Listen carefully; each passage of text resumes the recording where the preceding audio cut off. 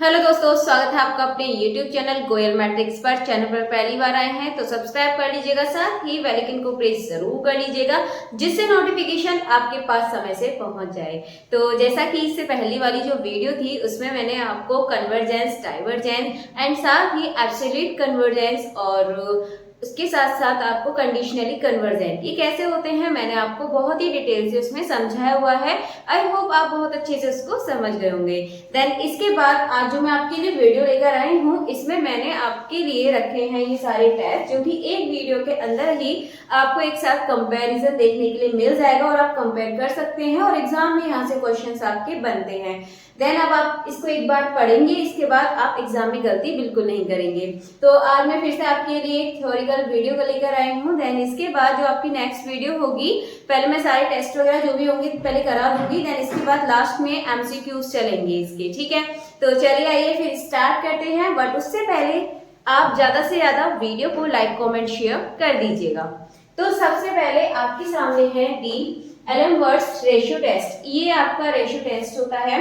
इसके लिए आपको ध्यान रखना है कोई भी एक सीरीज है जो कि पॉजिटिव टर्म वाली सीरीज है, पॉजिटिव टर्म सीरीज है और limit n tends to infinity. इसमें क्या होता है आपका जो ए एन है और साथ ही ए एन प्लस वन, इसको हम क्या करते हैं इसके डिनोमिनेटर में रखते हैं और ये किसके इक्वल होता है, ये एल के इक्वल होता है। तो इस कंडीशन को आपको याद रखना है, आपसे डायरेक्ट वहां से क्वेश्चन पूछ लिया जाता है। देन ये आपके एल के इक्वल होता है। अब ये जो एल है यदि आपका ग्रेटर होता है 1 से तो कंडीशन बनेगी कन्वर्जेंट, और क्या होता है लेस होता है 1 से तो कंडीशन बनेगी आपकी डाइवर्जेंट, और ये इक्वल होता है एल के तो फिर ये यहाँ पर जो टेस्ट है ये इसका क्या हो जाएगा, इसका टेस्ट फेल हो जाएगा, ठीक है। देन जब ये यहाँ पर फेल हो जाएगा, पहले तो हम ये चेक करेंगे ग्रेटर और लेस देन, ठीक है। अगर नहीं है, अगर आपका 1 आ रहा है तो आप क्या करेंगे, फिर ये जो इसका टेस्ट जो है ये फेल हो जाएगा। अब इसके बाद फिर आपका ये रेविस टेस्ट होता है, इसको करेंगे इसके फेल होने के बाद। और क्वेश्चन में आपसे पूछ सकता है पहले कौन सा टेस्ट करते हैं फिर कौन सा, इस तरीके से आपको सीरीज में दे सकता है। और मैंने आपके सामने ये सीरीज में लिखे हुए हैं, आप अच्छे से देखिएगा इसको। तो अब चलेगा आपका रेविस टेस्ट। तो रेविस टेस्ट में क्या होता है, limit n tends to 0 infinity रहती है और ये आपकी मैंने दोबारा नहीं लिखा है, सेम यही आएगा कि इसमें पॉजिटिव टर्म सीरीज होती है। कब इसमें हम इसको कब लगाते हैं, जब क्या हो जाएगा आपका टेस्ट इसमें फेल हो जाएगा।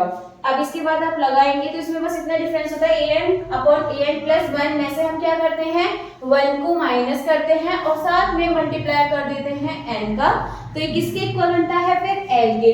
अब जो l है सेम इसके लिए होगा, l यदि बड़ा आता है 1 से डाइवर्जेंट, यदि l छोटा आता है 1 से डाइवर्जेंट, और यदि इक्वल आता है 1 के तो फिर से जो इसका टेस्ट है वो क्या हो जाएगा, फेल हो जाएगा। देन अब ये फेल होने के बाद क्या करेंगे, फिर हम ये थर्ड वाला लगाएंगे, लॉग वाला जो टेस्ट होता है ये लगाएंगे। अब ये देखिए एक बार, ये क्या होता है आपका n लॉग, लॉग लगेगा इसमें लॉग और an अपॉन an प्लस 1 लिखेंगे। आप बस क्या करना है साथ में जो an अपॉन an प्लस 1 है लॉग लगाना है और n का मल्टीप्लाई करना है। अब ये l के इक्वल होगा तो अब आप क्या चेक करेंगे, फिर से इन कंडीशंस को चेक करेंगे कि l आपका ग्रेटर होना चाहिए 1 से तो कन्वर्जेंट बनेगा, l स्मॉल होगा 1 से तो डाइवर्जेंट, और l इज इक्वल्स टू 1 आ गया फिर से टेस्ट जो है इसका क्या हो जाएगा, फेल हो जाएगा। देन इसके बाद जब ये तीनों टेस्ट फेल हो जाएंगे, पहले ये लगाएंगे, अगर ये काम नहीं करता है तो फिर ये भी काम नहीं करेगा तो ये। देन इसके बाद फिर आपका डी मॉर्गन्स टेस्ट होता है, ठीक है। अगर ये भी फेल हो जाता है तो फिर आप डी मॉर्गन्स टेस्ट लगाएंगे। इसमें क्या होता है समझिएगा, इसमें n और an upon an plus minus 1 था, यानी कि जो आपका रेविस टेस्ट में था। आप ये पूरा लिखेंगे, पहले इतना लिखने के बाद उसमें से 1 क्या कर देंगे, माइनस कर देंगे और साथ में log n का मल्टीप्लाई, ठीक है। ये इन दोनों को प्लस करके बनाया हुआ होता है, ये जो आपका डी मॉर्गन्स टेस्ट होता है, इन दोनों को यदि आप प्लस करके बनाएंगे तो ये आएगा आपका, ये l के इक्वल होता है। तो कंडीशंस फिर से वही अप्लाई हो जाएंगी, L ग्रेटर 1 तो कन्वर्जेंट, L लेस देन 1 तो divergent, L is equals to 1 तो फिर से इसका जो टेस्ट है वो फेल हो जाएगा। अब फेल हो जाएगा तो लास्ट में आपका आता है फिर गॉस टेस्ट, ये आपका लास्ट बचता है, इसमें टेस्ट फेल नहीं होता है, इसमें आपकी दो ही कंडीशंस होती हैं, इसके लिए अलग होती हैं। ये जो L वाली कंडीशंस थी, ये स्टार्टिंग की जो चारों है ये इनके लिए है, जो एल वाली कंडीशंस थी तीनों सेम है, बट ये जो आपका गॉस टेस्ट है इसके लिए आपका ये अलग कंडीशंस होती हैं। तो ये आपका इक्वल होता है an/an+1, ये आपका इक्वल होता है इस सीरीज के, जहां पर आपको ये लैम्डा के बारे में बताना होता है।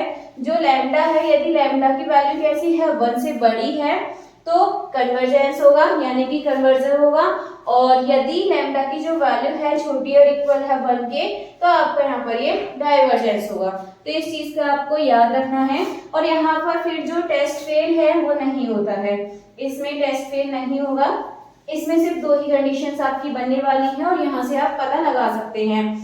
वैसे तो आपको डायरेक्ट वहां से ऐसा क्वेश्चन पूछता नहीं है और ये लगाने की आपको जरूरत पड़ेगी नहीं, आपसे यहाँ से थ्योरेटिकल क्वेश्चंस पूछा जा सकता है, इसकी सीरीज भी पूछ सकते हैं। तो सीरीज आप ध्यान रखिएगा, पहले एलम्बर्ट्स रेशियो टेस्ट आता है, रेबिस टेस्ट आता है, फिर लॉग टेस्ट, फिर डी मॉर्गन्स टेस्ट, देन इसके बाद फिर गॉस टेस्ट। ये आपको लाइन से याद रखने हैं। और ये भी याद रखना है टेस्ट फेल किसमें नहीं होता है, गॉस टेस्ट में आपका टेस्ट जो है वो फेल नहीं होता है। यहाँ पर सिर्फ 2 ही कंडीशंस बनती हैं और बाकी आप इन चारों के लिए कंडीशंस को ध्यान रखिएगा, ठीक है। तो इतनी बात आपको समझ आ चुकी होगी। अगर मैं इसको अलग अलग समझाती तो ये बहुत ज्यादा लॉन्ग वीडियो आपकी जाती, समथिंग आधा घंटे में आपका हो पाता है, बट मैंने क्या किया है, एक जगह आपको ये उतार कर और देन इसके बाद फिर मैंने आपको एक साथ ही इसका कंपैरिजन करके दिखा दिया है, जिससे आपको बहुत अच्छे से समझ आ गया होगा कि इनमें क्या डिफरेंस है। और यदि आपसे क्वेश्चन पूछ लिया जाए, आप इसको इस सीरीज में याद भी कर सकते हैं, और यदि आपसे क्वेश्चन पूछ लिया जाता है फिर आप इसका आसानी से आंसर्स कर सकते हैं, आपको कोई भी दिक्कत नहीं होगी। और इससे पहले वाली जो वीडियो थी उसको भी आप जरूर देखिएगा, उसमें मैंने आपको कन्वर्जेंस, एब्सोल्यूट कन्वर्जेंस और साथ ही आपको कंडीशनल कन्वर्जेंट, इनके बारे में जो कंडीशन लगाई गई थी सभी की, वो मैंने आपको बहुत अच्छे से बताई हुई है। उसमें मैंने आपको कुछ एमसीक्यूज भी कराए थे, देन इसके बाद लास्ट में आपको करने के लिए भी दिया था। तो उस एमसीक्यूज का आंसर मैं नेक्स्ट दूंगी, जब भी अब एमसीक्यूज कराऊंगी। पहले मैं देखती हूँ इसमें और कौन सी थ्योरी बची है आपकी, कौन से टेस्ट है, वो मैं आपको पहले करा दूंगी, देन इसके बाद फिर लास्ट में एक साथ बहुत सारे एमसीक्यूज को हम सॉल्व कर लेंगे, ठीक है। तो चलिए फिर आज के लिए अभी इतना ही काफी है। और यदि आपको वीडियो अच्छी लगती है तो आप इसको ज़्यादा से ज़्यादा लाइक कमेंट शेयर कर दीजिएगा। और चलिए फिर मिलते हैं हमारी नेक्स्ट वीडियो में नए टॉपिक के साथ।